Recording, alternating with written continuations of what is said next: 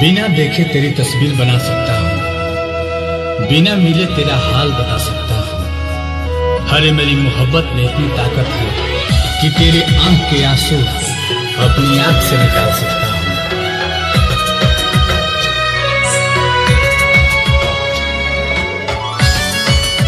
वाह,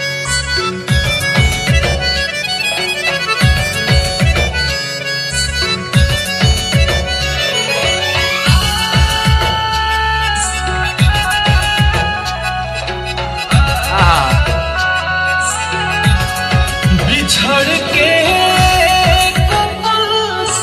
से जियल बाटे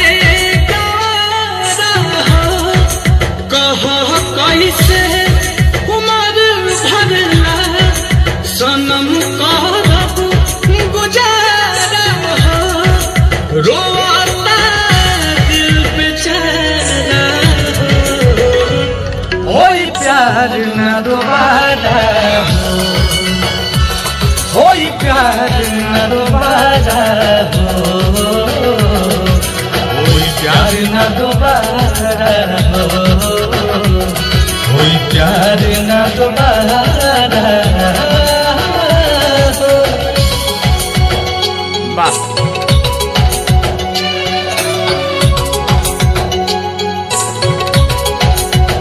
भाई धन्यवाद भाई, देव सिंगर बहुत अच्छा, थैंक यू भाई।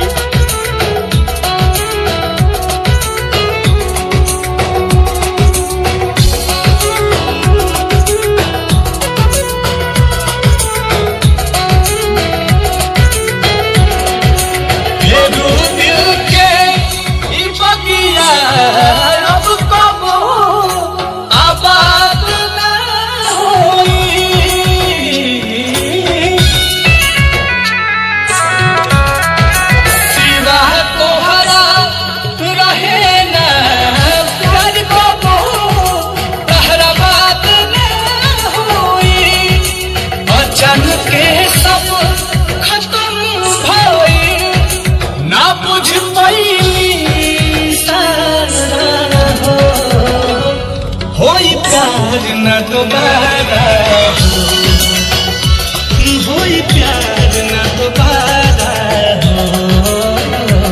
होई प्यार न दोबारा